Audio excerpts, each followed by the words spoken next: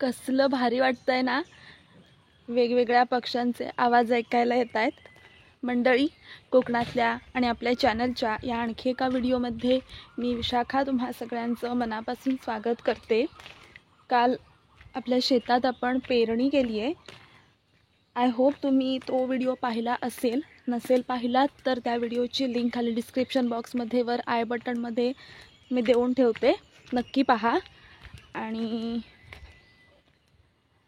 आपण आता आलो आहे आमच्या त्या शेतात. हे असं सगळं आहे. भात काही एवढ्यात रुजून नाही येणार, मम्मी सांगत होती 4-5 दिवस तरी लागतील. रोहिणी नक्षत्र कोरडं निघून गेलं ना, त्यामुळे सगळ्यांना भीती वाटत होती की पाऊस कधी येईल. कारण रोहिणीमध्ये पाऊस पडतो, पण यंदा काही तो पडला नाही. निदान आमच्याकडे तरी पडला नाही. बाकी कुठे कुठे पडला, टी व्हीवर बातम्या बघत होतो, ऐकायला पण येत होतं, पण आमच्याकडे काही पडला नाही. कालपासून मृग, ज्याला आमच्याकडे मिरग असं म्हणतात, तर तो मिरग सुरू झाला आहे आणि पाऊसही सुरू झाला आहे.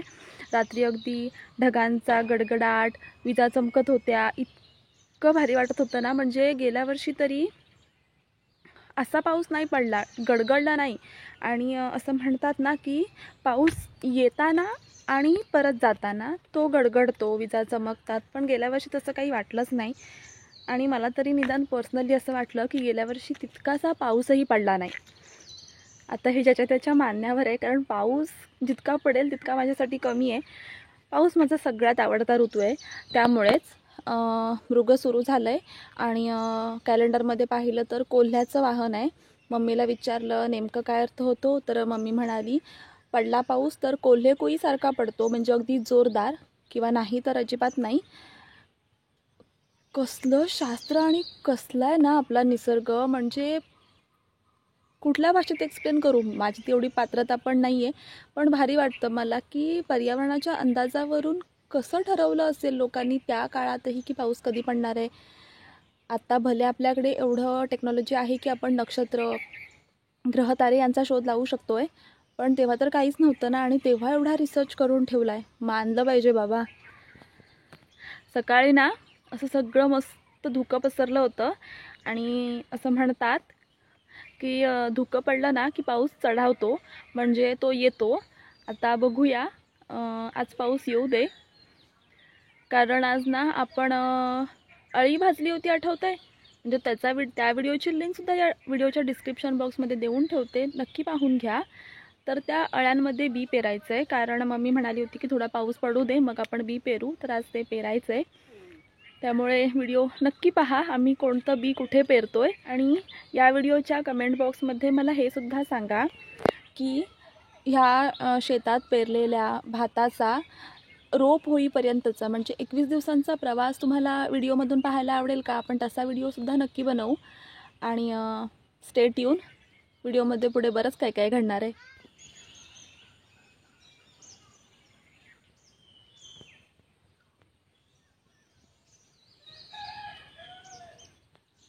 It's day 2. हे आपलं हे अनंताचं झाड आहे ना, तर त्याला आता ही अशी फुलं फुलली आहेत. किती भारी वाटत आहेत. आणि बरेच दिवस झाले याला कळे आले होते, पण ते काही उमलत नव्हते आणि मी वाट बघत होते. इतका मस्त सुगंध येतोय ना, वाव.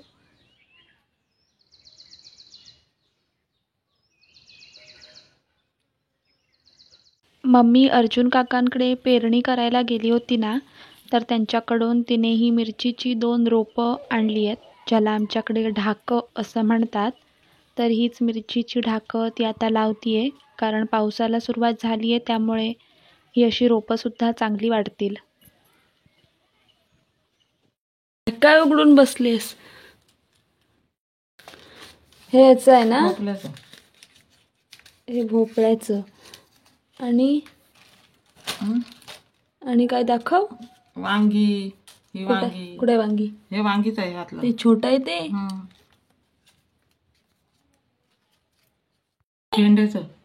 भेंडीचं. ह्या काळ्या बी आहेत त्या दोडक्याच्या असतील ना, आणि ह्या लाल गवारच्या. आणि ह्याच्यात पण गवार आहे. हे भाजीचं आहे, पालेभाजीचं.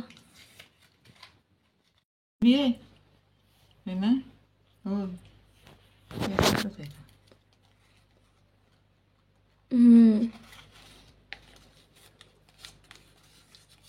पारोसाचं नाही. आमच्या डोळ्याने घातला नाही. मम्मीने आता तिचा एक खजिनाच मला उघडून दाखवलाय. मंडळी, गेल्या वर्षीच्या भाज्यांमधून, फळभाज्यांमधून ज्या सगळ्यात चांगल्या बिया होत्या तर त्या सुकवून साठवून ठेवल्या होत्या. तर त्याच बिया आम्ही यंदा इथे पेरणार आहोत. आणि हे असं प्रत्येक स्त्री करत असेल ना. आता ज्या सगळ्यात शेवटी छोट्या छोट्या काळ्या बिया तुम्हाला दाखवल्या तर ते पालेभाजीचं बी होतं आणि ते आम्ही इथे पेरणार आहोत. ही सगळी त्याचीच तयारी चालू आहे. इथे मम्मी काठ्या उभ्या करतीये, ज्याला आमच्याकडे मोके म्हणतात, आणि त्या काठ्यांना नंतर साडी गुंडाळणार, म्हणजे कोंबडी आत जाणार नाहीत. कारलं कुठं कुठं आलंय रुजून.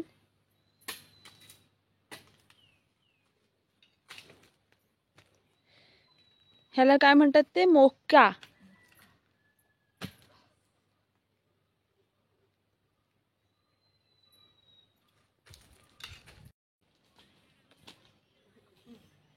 हे असं मम्मीने इथं काय करून घेतलंय, मोके घालून घेतलेत. आता त्याला साडी लावायची, म्हणजे आतमध्ये कोंबडी जाणार नाहीत आणि आपण काय जे पेरलंय उगवून येईल तर ते खाणार नाहीत. इथे काय पेरायचं आहे मम्मी, इथं पाल्याची भाजी पेरायची आहे. आणि हे इथं कारल्याचं रोप रुजून आलंय, ते ह्या मुक्यांवर चढेल आणि मग कारल्याची भाजी खायची. या मुक्यांना आता बाजूने साडी गुंडाळायची आहे. मम्मी साडी आणायला गेली आहे. तोवर आपण इथे आतमध्ये जो सगळा पातेरा पडलाय तो साफ करून घेऊया.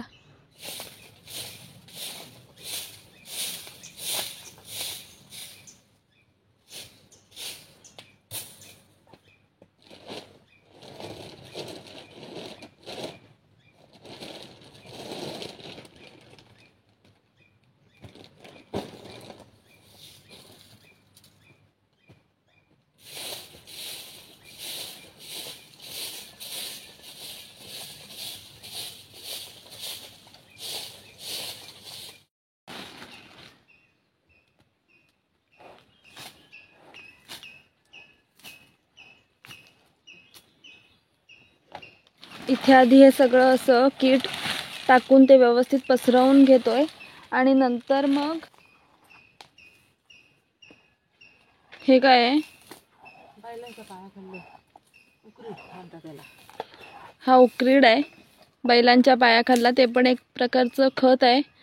कुठल्याही रासायनिक खतांपेक्षा ह्या खतांचा उपयोग चांगला असतो, हे काय मी वेगळं सांगायला नकोय.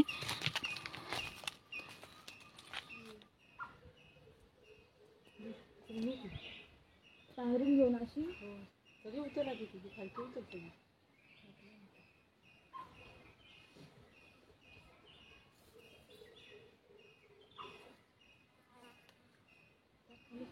सोडी ती खाली फक्त जाऊ ते झाडाच्या मागून जा, त्या झाडाच्या मागून जा, मधनं की मधनं, दोन झाडांच्या मधनं.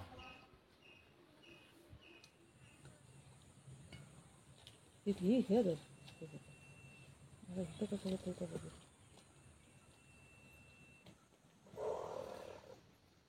खालीच घे, खालनच घे.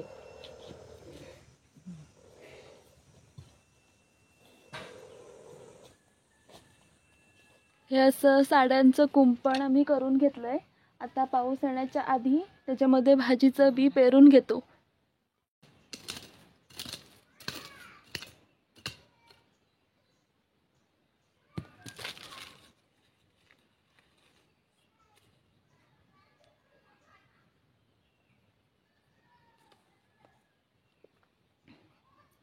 तिकडून खालून दगड ठेवायला लागतील ना.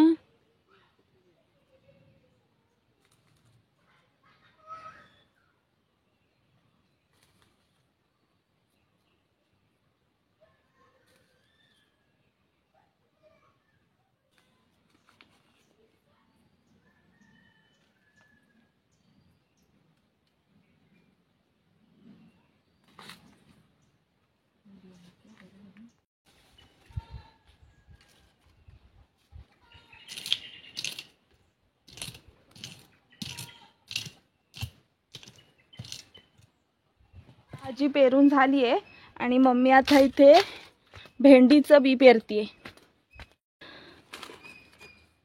हे भाजून नव्हतं ना घेतलेलं आपण? शेणखत टाकून.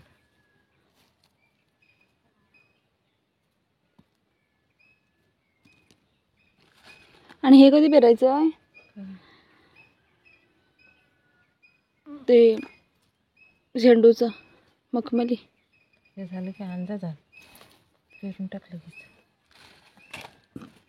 देवावरचं मध्ये पुस्तक त्या दिवशी काढायला आंघोळ करून काढली. ही झेंडूंच्या फुलाची माळ बनवून ती फुलं सुकवायला ठेवली होती, तर ती आता चांगली सुकली आहेत. तर ती सुद्धा पेरून घेतो, म्हणजे मखमली रुजून येतील आणि फुलं सुद्धा येतील.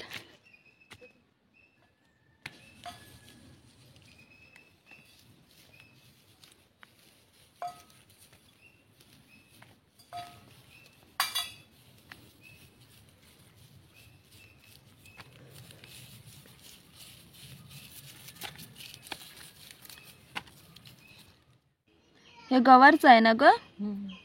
आणि ह्या काळ्या भोपळ्याच्या की दोडक्याच्या?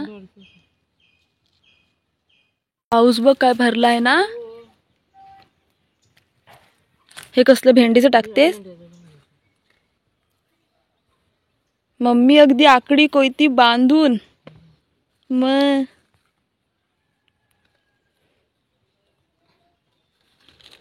हे भेंडीचं बी आहे. आणि आपण परवा इथे अळी भाजलं होतं, तर त्यामध्ये मम्मी आता ते बी पेरतीये.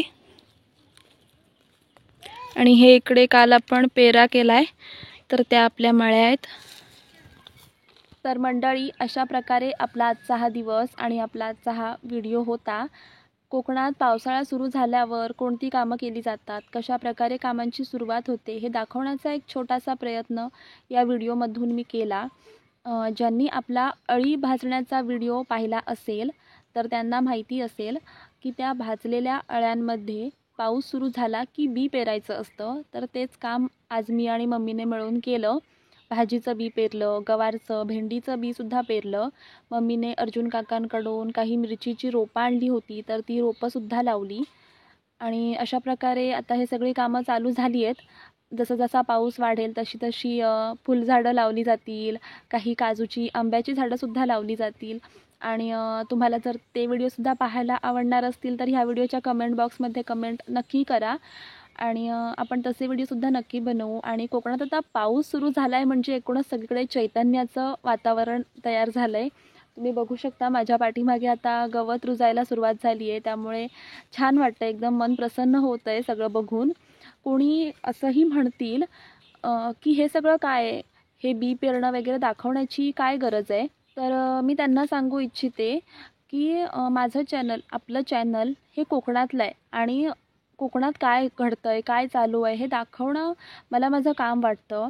आणि त्यामुळेच आणि आपल्या माणसांनासुद्धा हे बघायला आवडतं आहे. हो ना, तुम्हाला आवडतं आहे ना, मग तुम्ही कमेंट करून नक्की सांगा.